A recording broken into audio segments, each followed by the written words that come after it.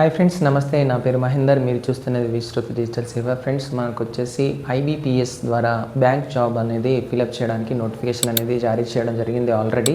ఈ 21st వరకు last date ఉంది. సో వీడియో స్కిప్ చేయకుండా చూడండి. స్కిప్ చేయడం వల్ల మీరు ఇంపార్టెంట్ పాయింట్స్ అనేవి మిస్ అయిపోతారు. ఫస్ట్ ఆఫ్ ఆల్, మీరు డిగ్రీ పాస్ అయి ఉండాలి. Any kind of degree, graduation అనేది కంప్లీట్ చేసి ఉండాలంటే బీటెక్ కానీ లేదంటే నార్మల్ డిగ్రీ కానీ ఏది కంప్లీట్ చేసినా మీరు ఎలిజిబిలిటీ క్రైటీరియాలోకి వస్తారన్నమాట. నెక్స్ట్ క్రైటీరియా వచ్చేసి ఏజ్ లిమిట్. ఏజ్ లిమిట్ వచ్చేసి మీరు 20 ఏళ్ళ నుండి 30 ఏళ్ళ లోపు ఉండాలి.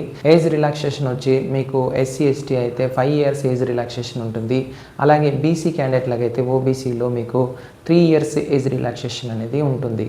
ముఖ్యంగా మీరు చూస్తే కనుక దీంట్లో బీఓబీ, బ్యాంక్ ఆఫ్ బరోడా, అలాగే కెనరా బ్యాంకు, అలాగే బ్యాంక్ ఆఫ్ ఇండియా, ఈ బ్యాంకుల్లో మీకు భర్తీ అనేది చేయడానికి అవకాశం అనేది ఉన్నది.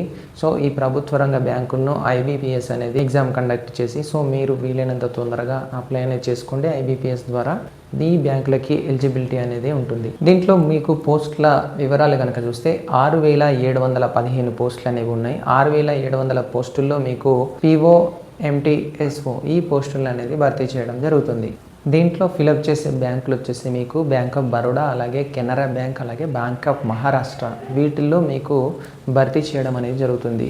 జీతం వివరాలు కనుక చూసుకుంటే మీకు 48,000 నుండి 85,000 వరకు పే స్కేల్ అనేది ఉంటుంది. మంచి జీతంతో కూడిన అవకాశం అన్నమాట.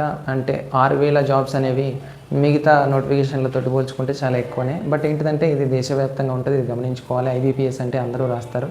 మీరు మంచి మ్యాథ్స్ మీద కమాండ్ నుండి అలాగే ఇంగ్లీష్లో మంచి గ్రిప్ ఉంటే కనుక మీరు ఖచ్చితంగా ఈ జాబ్స్కి అనేది అప్లై అనేది చేయండి, మీకు ఖచ్చితంగా వస్తుంది. సో ఐబీపీఎస్ అనేది రెగ్యులర్గా నోటిఫికేషన్స్ అనేది రిలీజ్ చేస్తుంది. బ్యాంకు రంగంలో కనుక మీరు చూసుకుంటే రెగ్యులర్గా నోటిఫికేషన్స్ వస్తాయి.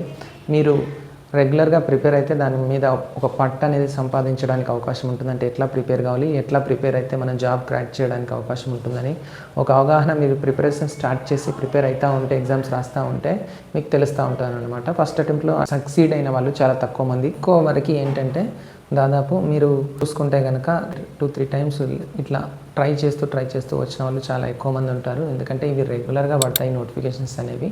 మీరైతే బాగా ప్రిపేర్ కండి. మ్యాథ్స్, ఆర్థమెటిక్, రీజనింగ్లో బాగా గ్రిప్ ఉంటే కనుక మీకు జాబ్ వచ్చే అవకాశం అనేది చాలా మెరుగ్గా ఉంటుంది. సో ఇది ఇప్పటి వరకు ఉన్న అప్డేట్. మరిన్ని అప్డేట్స్ కోసం మా ఛానల్ లైక్ చేయండి, షేర్ చేయండి, అలాగే ఛానల్ కొత్తగా విజిట్ చేస్తే మాత్రం సబ్స్క్రైబ్ చేయండి. Thanks for watching this video. Have a nice day.